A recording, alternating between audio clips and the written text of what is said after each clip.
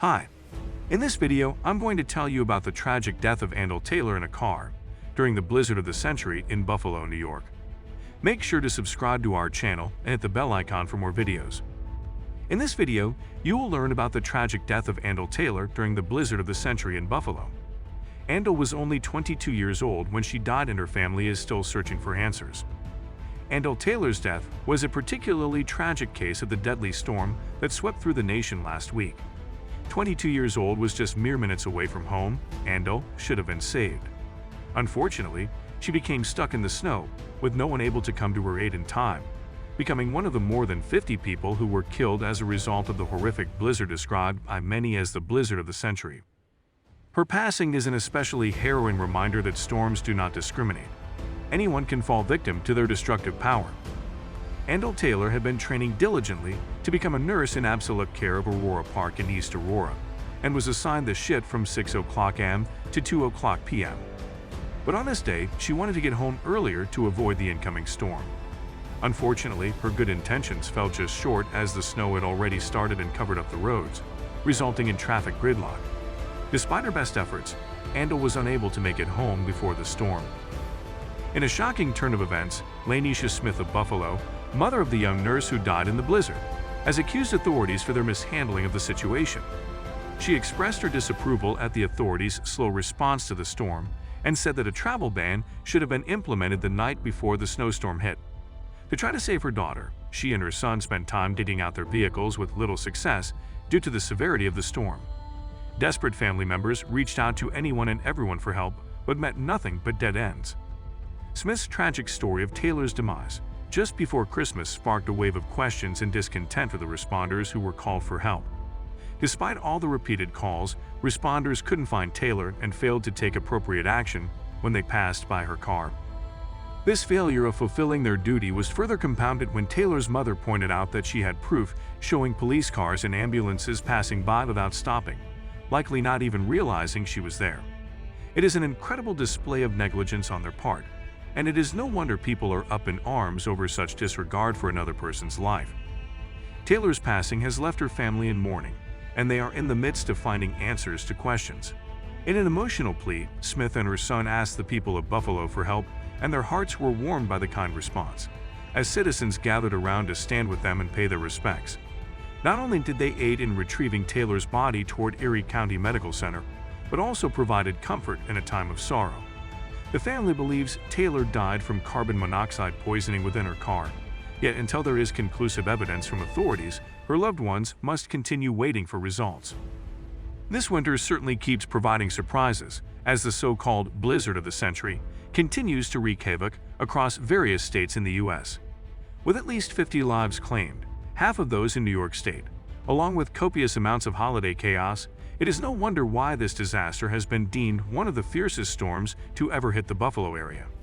The severity is also highlighted by temperatures dipping below zero and an unbelievable amount of 49.2 inches recorded for snowfall at Niagara Airport in Buffalo. Cars were literally stranded and buried in snow, whilst thousands of flights have been canceled due to its monster storm force. Already dubbed a once-in-a-lifetime weather disaster by Governor, this truly is like something out of a movie. A warning to all that Mother Nature shouldn't be underestimated. It is unfortunately true that the deadly blizzard of December 23rd was not handled to the best of New York's capabilities. Governor Kathy Hochul announced a state of emergency starting from Friday morning, but local and state officials were reportedly too late to execute decisive plans in response to the storm. A travel ban was declared quite late into the evening, leaving several drivers, such as Antother, stuck in deep snow roads. Additionally, it took until Saturday for National Guard members to arrive, which further exemplified the mishandling of this crisis. One top official from Erie County even owned up to the major blunder, admitting that they could have done a better job in responding to this devastating weather situation. Given this inexcusable delay in reacting timely and efficiently, one wonders what more should be done to prevent similar mistakes from happening in the future, especially for situations that are as severe as this one. Antother's mother described her as a rare and caring person, who was willing to go the extra mile for those she loved. Not only did she help take care of her ailing father, but she would also give her shirt off her back to those in need. Anto never gave up, and was always seen as a fighter by her mother. She passed away peacefully, with her arms crossed and foot on the dashboard, as if she had fallen asleep. Her mother will forever miss this kind-hearted individual, and so too will many others that knew her. Her departure has left a hole that cannot be filled. She will be sorely missed by all who knew and loved her. The family of the late Antother Taylor is still reeling from her death, as Taylor's sisters are now taking to social media in protest, claiming that multiple 911 calls were made but help did not arrive soon enough. Taylor's mother has expressed confusion and anger over why more was not done to save her daughter at the height of a natural disaster that the city's infrastructure should have been prepared for. Tragically, Antother never got to celebrate her 23rd birthday on Jan 13th because of the tragedy, leaving her sisters with memories of presents under their Christmas tree that sadly went untouched. With the help of an online fundraiser, family and friends of Antother, giving person who helped anybody in need, are trying to bring her back to the city where she grew up. In just one day, they'd have managed to exceed their goal of $12,000, raising nearly double that amount. Her mother expressed how much it would mean for them to finally be able to lay their beloved daughter to rest with loved ones around her. I want her here with me. This once again shows the strength of community in times of tragedy. It is truly heartening to see people pull together in order for their friend's final wish to be fulfilled. Antother's sister, Brown, shared a very powerful sentiment in the wake of her sister's passing. She described her as the golden child, the funniest, the realest, the hoodest little sister ever. Her words are truly heartbreaking and poignantly reflect the love she had for her sister. Others who knew Antother clearly felt similarly, evidenced by the overwhelming outpouring of grief experienced after her death.